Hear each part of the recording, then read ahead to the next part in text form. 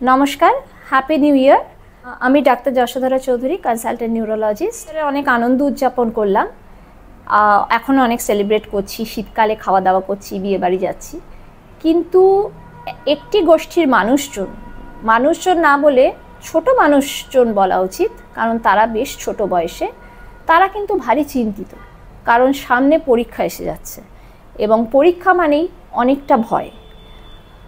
এবং যারা খুব ভালো পড়াশোনায় তাদেরও ভয়, ফল যদি আশানুরূপ না হয়। এবং এখনকার দিনে দেখতে পাচ্ছি মা বাবারাও এসে বলছেন, মা বাবারা তথাকথিতভাবে চাপ দিচ্ছেন না, কিন্তু বাচ্চারাও অনেক সময় নিজেদের মধ্যে চাপ সৃষ্টি করে নিচ্ছে এবং তাদেরও এই ইঁদুর দৌড় বলুন বা পড়াশোনার জগৎ বলুন, সেখানে পিছিয়ে পড়ার ভয়টি আকাশচুম্বক। তো সেক্ষেত্রে যারা সত্যি পিছিয়ে পড়ছে বা আশানুরূপ ফল করতে পারছে না, তাদের ক্ষেত্রে আমাদের বোঝা উচিত বা বুঝতে হবে তারা কেন পিছিয়ে পড়ছে।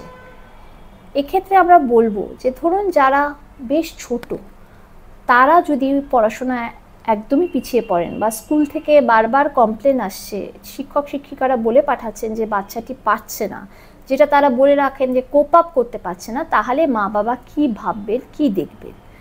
তার মধ্যে কিছু কথা বলি যে কিছু পড়াশোনায় পিছিয়ে পড়া সত্যি কারণ হচ্ছে স্নায়ুর কারণে হতে পারে, বৌদ্ধিক বিকাশের কারণে হতে পারে, কিছু বা তার ব্যতীত কিছু শারীরিক অসুখের কারণে হতে পারে। বাচ্চার পড়াশোনায় ছোট বাচ্চাদের বিশেষ করে পিছিয়ে পড়ার একটি অন্যতম কারণ হচ্ছে চোখে কম দেখতে পারা। এবং এটা আমি নিজের ক্ষেত্রে দেখেছি, অনেক ছোট বয়সে নিজের মাইনাস পাওয়ার হয়েছে, স্কুলে বোর্ড দেখতে পাচ্ছি না, পিছিয়ে বসেছি, এবং আস্তে আস্তে বোর্ড দেখতে না পারার কারণে, পড়াশোনা না দেখতে পারার কারণে কিন্তু পড়াশোনায় পিছিয়ে যাওয়াটা সম্ভব। ফলে একটি ছোট বাচ্চা যদি পড়াশোনায় পিছিয়ে পড়ে, মা বাবার প্রথম দায়িত্ব হবে ডাক্তারের কাছে নিয়ে যাওয়া এবং ডাক্তারকে দেখতে হবে তার চোখে কোনো সমস্যা হচ্ছে কিনা। দ্বিতীয় সমস্যা দেখতে হবে কানেও কোনো সমস্যা হচ্ছে কিনা, কারণ ছোট বাচ্চাদের ক্ষেত্রে কানে অনেক সময় জল জমতে পারে, পুঁজ জমতে পারে। ফলে কানে যদি না শুনতে পারে, সে হয়তো শিক্ষক বা শিক্ষিকার যে ইনস্ট্রাকশন দিচ্ছে বা যে পদ্ধতিতে পড়াচ্ছে সেটা ভালো করে বুঝতেই পারছে না, সেটা অর্ধেক বুঝছে এবং অর্ধেকটা বোঝার ফলে সে সম্পূর্ণভাবে জিনিসটাকে ধরতে পারছে না। এই দুটো দেখার পরে দেখতে হবে যে বাচ্চাটি এনভায়রনমেন্টাল স্টিমুলেশন বলি, অর্থাৎ বাড়ি ফিরে গিয়ে তার পারিপার্শ্বিকটা কেমন, সে কি কোনোভাবে অত্যাচারিত হচ্ছে, সেটা শারীরিক নাও হতে পারে, মানসিকও হতে পারে, অত্যাধিক চাপের শিকার হচ্ছে, বা কোনো কারণে আমরা যেটাকে বলি বুলিং, সেটা কিন্তু একটি বাচ্চার সেলফ এস্টিম আস্তে আস্তে নষ্ট করে দিতে পারে, সেটার শিকার হচ্ছে। অথবা বাড়িতে পড়াশোনার কোনো পরিবেশই নেই, সে পড়াশোনা করবার জন্য যোগ্য এনভায়রনমেন্ট পাচ্ছে না। এই জিনিসগুলো খতিয়ে দেখতে হবে। মাঝে মাঝে দেখা যায় যে বাচ্চার শারীরিক অপুষ্টি তার কারণ হয়ে যাচ্ছে পড়াশোনার পথে এগিয়ে যাওয়ার অন্তরায় হয়ে যাচ্ছে। কিভাবে? কিছু ডেফিসিয়েন্সি যদি থাকে, অর্থাৎ কিছু জিনিসের অভাব, কিছু মিনারেলের অভাব, আয়রন ডেফিসিয়েন্সি, তাহলে কিন্তু বাচ্চার বুদ্ধিগত বিকাশ প্রকাশ পেতে অসুবিধা হয়। এছাড়াও কিছু সমস্যা যেমন থাইরয়েড জনিত সমস্যা, হাড়ের সমস্যা, এইগুলো থাকলে বাচ্চার পড়াশোনা কেন সামগ্রিক বিকাশের ক্ষেত্রে সমস্যা হবে।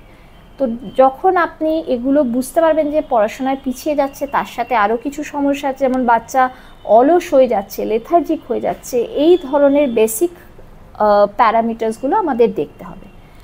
তারপরেও যদি এগুলো সব স্বাভাবিক থাকে, কিছু স্নায়বিক কারণ বা নিউরোলজিক্যাল অসুবিধা থাকতে পারে, যেমন হচ্ছে স্পেসিফিক লার্নিং ডিসঅর্ডার। একটি বাচ্চা হয়তো পারছে, সবই পারছে, কিন্তু অঙ্কটা তার আসছেই না, সে সংখ্যার মানেই বুঝছে না।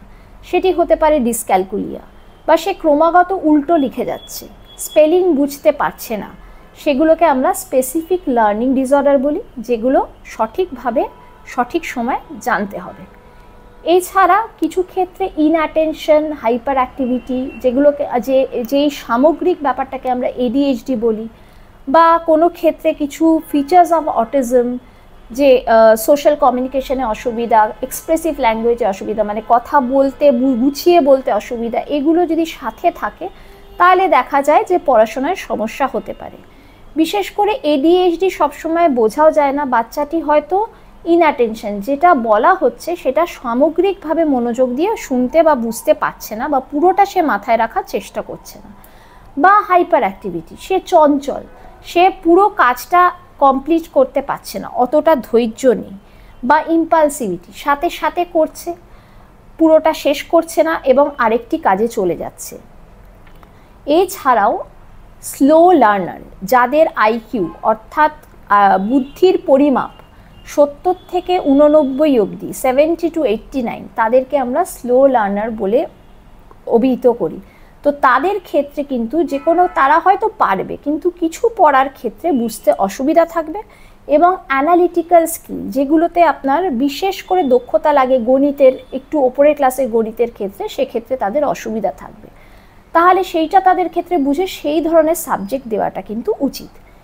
এছাড়া যে কোনো মানুষের পড়াশোনার ক্ষেত্রে যা লাগে, আমরা কান দিয়ে শুনি, সেটাকে আমরা বলি অডিটরি ইনপুট, অর্থাৎ কান দিয়ে শুনছি।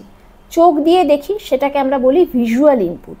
দুটোকে একত্রে নিয়ে ব্রেনে কিন্তু একটা সংমিশ্রণ হয়। ফলে যে বাচ্চাটি পিছিয়ে পড়ছে পড়াশোনায়, আপনি বুঝতে পারছেন, ডাক্তারের কাছে নিয়ে গেলেন, এই সব যে অসুবিধাগুলোর কথা বললাম, সেই সব অসুবিধাগুলো দেখা গেল আছে বা নেই, তারপরেও তো আপনাকে একটা উপায় করতে হবে। ডাক্তার হয়তো চিকিৎসা বললেন, বা কিছু ক্ষেত্রে চিকিৎসার উপায় নেই, হয়তো স্পেশাল এডুকেশনের হেল্প নিতে বললেন, বা কিছু বিশেষ পদ্ধতি বললেন।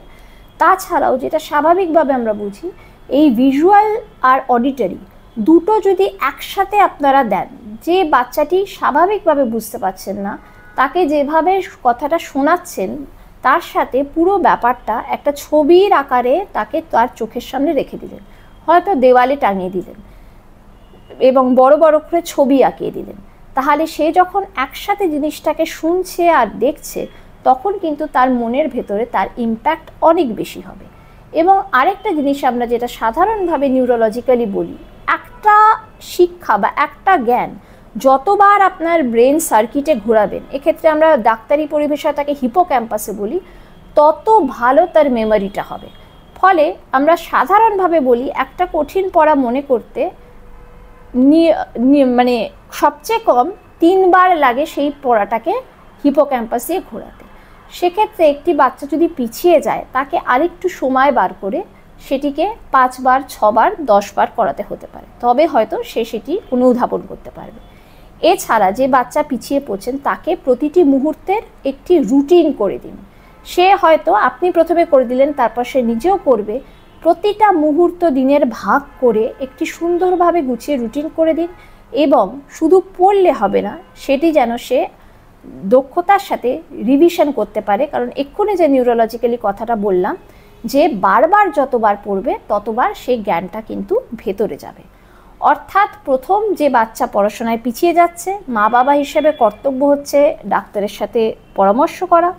ডাক্তার হিসেবে আমাদের কর্তব্য হচ্ছে বাচ্চাটির স্নায়বিক বা স্নায়বিক ছাড়া কিছু সমস্যা, অর্থাৎ চোখ, কান এবং আদার্স লাইক ডেফিসিয়েন্সি সমস্যা, এসব আছে কিনা দেখে, স্নায়বিক সমস্যা আছে কিনা দেখে, তারপরে সমস্যা বুঝে সেই বাচ্চাটিকে গাইড করা।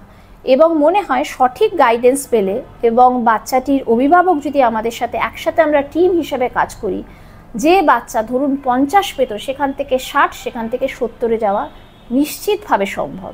এবং অভিভাবকদের ক্ষেত্রে সবসময় প্রত্যাশাটা আকাশচুম্বী না রেখে নিজেদের প্রচেষ্টা, বাচ্চাদের প্রচেষ্টা দিয়ে একটি রিয়েলিস্টিক গোলের দিকে সবাইকে এগিয়ে যেতে হবে।